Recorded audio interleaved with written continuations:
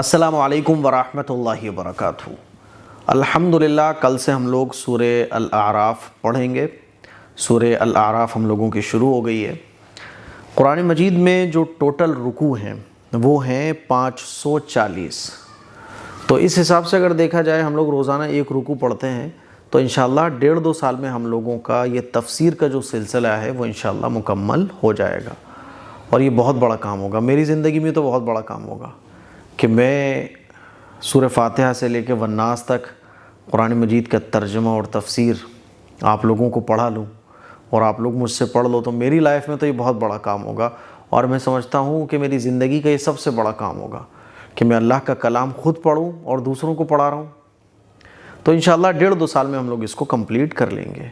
ایک سوال کسی نے یہ بھی پوچھا تھا کہ قرآن مجید میں رکوع کتنے ہیں، تو رکوع میں نے بتایا آپ کو 540 رکوع ہیں قرآن مجید کے اندر۔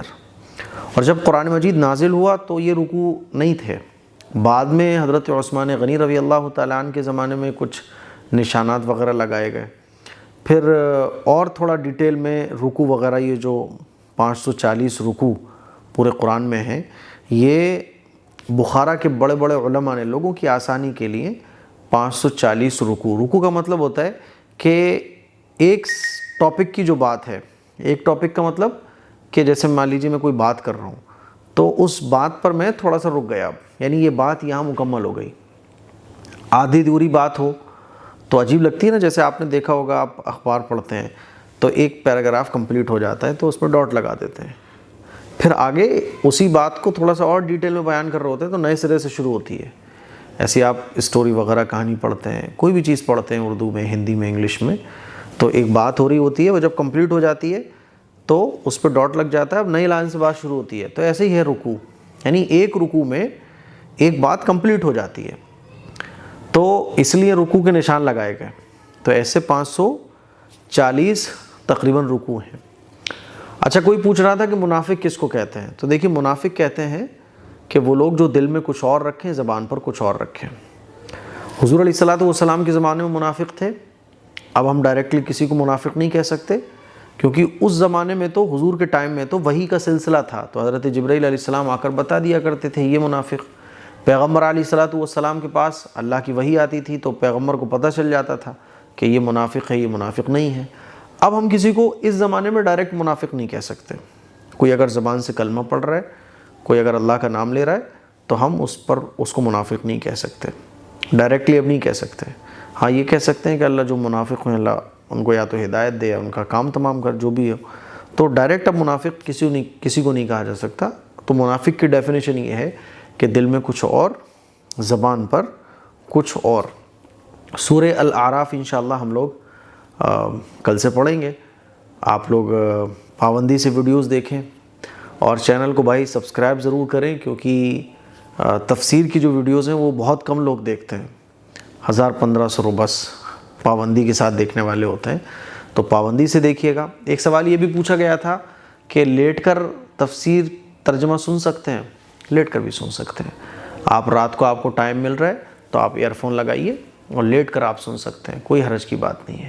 زبانی آپ کو جو صورتیں یاد ہیں تو لیٹ کر آپ تلاوت بھی کر سکتے ہیں، لیٹ کر آپ تلاوت سن بھی سکتے ہیں، لیٹ کر آپ تفسیر ترجمے کی ویڈیوز دیکھ سکتے ہیں، کوئی حرج کی بات نہیں ہے۔ اسی طرح سے خواتین ہیں تو وہ کام کرتے ہوئے کچن وغیرہ میں تفسیر کی ویڈیو لگا کے سن سکتی ہیں، کوئی حرج کی بات نہیں ہے۔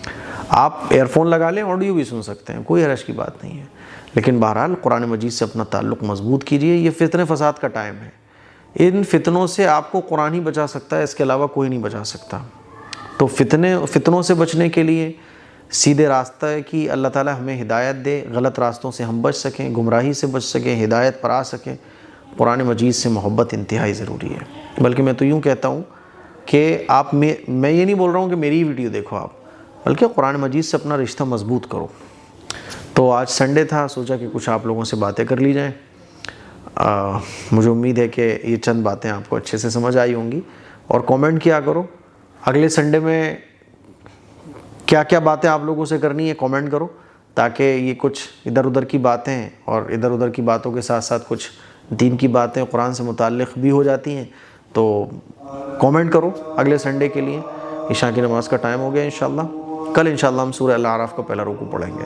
अस्सलामु अलैकुम वरहमतुल्लाहि वबरकातुहू। गाइस, मैंने इतनी खुशबूदार अत्तर आज तक नहीं देखी। ये है एम कास्मी परफ्यूम का लग्जरी गिफ्ट सेट। ये एकदम प्रीमियम गिफ्ट पैक है अपने भाई, फ्रेंड्स, रिश्तेदार वगैरह को गिफ्ट करने के लिए। 4 टाइप्स के इसके अंदर आपको अत्तर्स मिलेंगे और इन सभी अत्तर्स का एक अपना अलग ही रोल है, अलग ही खुशबू के साथ। पर्पल शनाया, सुल्तान, अल हरम, अल हरमैन। और गाइस, इतना लॉन्ग लास्टिंग है, जब आप घर से लगा कर निकलोगे, घर लौटने के बाद शाम को इसकी खुशबू आपके साथ रहेगी, जाने वाली नहीं है। तो अगर आप लोग भी कुछ यूनिक गिफ्ट ढूंढ रहे हो इस बार कुछ यूनिक करने के लिए, तो ये गिफ्ट सेट आपके लिए बिल्कुल मस्त है। किसी को भी आप गिफ्ट देंगे वो भी खुश हो जाएगा और आपको भी खुशी मिलेगी। तो अगर आप इसे ऑर्डर करना चाहते हो तो आप इस नंबर पर ऑर्डर करिएगा। ये एक की प्राइस 699 रुपीज में ये गिफ्ट सेट दिया जा रहा है, जिसमें 4 अत्तर्स हैं लॉन्ग लास्टिंग के साथ, लाइट फ्रेग्रेंस के साथ। तो अगर आपको ये गिफ्ट सेट चाहिए तो इस नंबर पर कांटेक्ट करिएगा। हमारी वेबसाइट भी है myhadaya.in, आप इसको यहाँ से भी ऑर्डर कर सकते हैं। लिंक डिस्क्रिप्शन में दे रखी है, आपको बस क्लिक करना है। आपको यहाँ पर ऐड टू कार्ट के बटन पर क्लिक करना है, उसके बाद अपनी डिटेल सेंड करनी है और यहाँ पर ऑर्डर प्लेस का ऑप्शन मिलेगा, बस आपको यहाँ क्लिक करना है और ये गिफ्ट सेट आपके पास 5 डेज के अंदर आ जाएगा।